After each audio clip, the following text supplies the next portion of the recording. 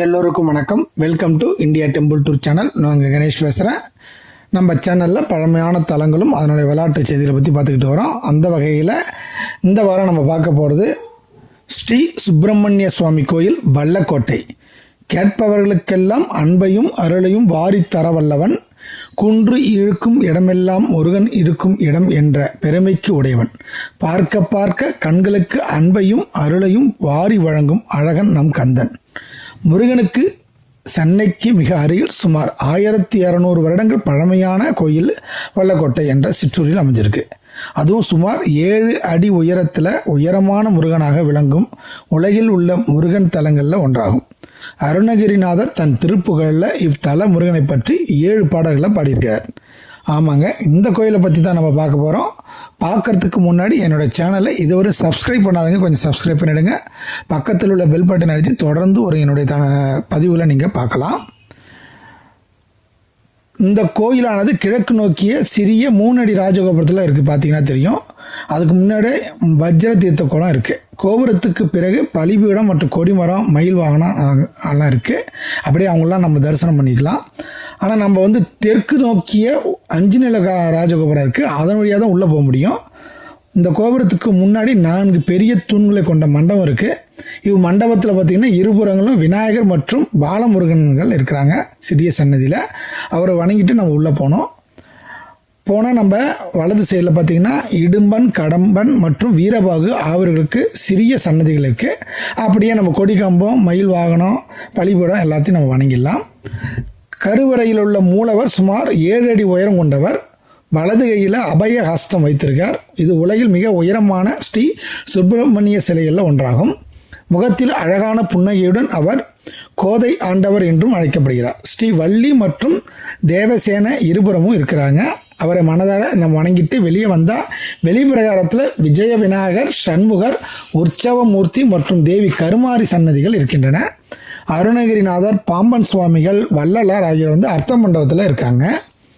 அருணகிரிநாதர் தல யாத்திரை செய்து வருகையில் திருப்போரூர் முருகனை வழிபட்டு மறுநாள் திருத்தணி செல்லலாம் என்று நினைத்து கொண்டே இரவில் அங்கு தங்கினார்.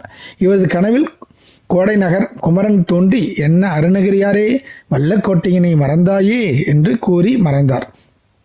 கண் விழித்த அருணகிரிநாதரும் திருத்தணி செல்லும் முன் வல்லக்கோட்டை முருகனை தரிசித்து திருப்புகழ் பாமாலை பாடி மகிழ்ந்தார். இந்த கோயிலானது மிகவும் பிரசித்தி பெற்ற ஒரு கோயில். இப்போ தான் நிறைய கூட்டம் வர ஆரம்பிச்சிருச்சு. இதுக்கு முன்னாடி இந்த கோயில் ஒரு போக்குவரத்து வசதி இல்லாமல் ரொம்ப சின்ன ஊரில் இருந்ததுனால அதிகமாக கூட்டம் வரல. ஆனால் இப்போலாம் பயங்கர கூட்டம் வந்துக்கிட்டு இருக்கு. இந்த கோயிலுடைய தலபுராணம் பார்க்கும்போது சலகண்டபுரத்தை தலைநகராக கொண்டு இளஞ்சிக் நாட்டின் மன்னன் பகீரதன் ஆட்சி செய்தான். ஸ்ரீ நாரதர் மன்னரை பார்க்க வந்தபோது அவருக்கு மரியாதை அளிக்கப்படவில்லை. அதனால் அவர் கோபத்துடன் அந்த இடத்தை விட்டு வெளியேறினார். வழியில் அசுரன் கோரனை சந்தித்தார். அவர் பகீரதனை தோற்கடித்த பின்னரே தனது திக் விஜயம் நிறைவேறும் என்று அவருக்கு அறிவுறுத்தினார். எனவே போரில் பகீரதனை கோரன் வென்றான்.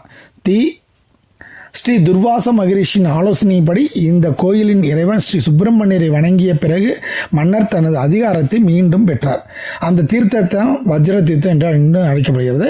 இந்திரன் தனது குலகுரு பிரகஸ்பதியின் ஆலோசனைப்படி ஸ்ரீ சுப்பிரமணியரை வழிபட்டார். அவர் தனது வஜ்ர ஆயுதத்தை பயன்படுத்தி இந்த தீர்த்தத்தை உருவாக்கினாராம். மேலும் இந்த புனித நீரை பயன்படுத்தி ஸ்ரீ சுப்பிரமணியருக்கு அபிஷேகமும் செய்து வருகிறார்கள். இந்த இடம் கோடை நகர் என்றும் அழைக்கப்படுகிறது. கதை இப்படிதான் சொல்கிறது. கோட்டையை கொண்ட அசுர வல்லான் அந்த இடத்தை ஆண்டான். தேவர்களுக்கு அடிக்கடி தொல்லைகளை கொடுத்தான். ஸ்ரீ சுப்பிரமணியர் அசுர வல்லனை அழித்தார். வல்லன் இறைவனிடம் வைத்த விருப்பப்படி இந்த இடம் வல்லன் கோட்டை என்றும் பின்னர் வல்லக்கோட்டை என்றும் அழைக்கப்படுகிறது. இந்த கோயிலோட பிரார்த்தனை அப்படின்னு பார்க்கும்போது பகீரதன் விரதம் இருந்து விமோசனம் பெற்ற நாள் வெள்ளிக்கிழமை. எனவே இங்கே வெள்ளிக்கிழமைகளில் சிறப்பு வழிபாடுகள் செய்யப்படுகின்றன. 7 வெள்ளிக்கிழமைகள் தொடர்ந்து விரதம் இருந்து முருகப்பெருமானை வழிபட்டால் இழந்த செல்வம் திரும்ப கிடைக்கும் என்றும் சகல நன்மைகளும் பெறலாம் என்றும் நம்பிக்கை இன்னும் இருக்குது பக்தர்களில்.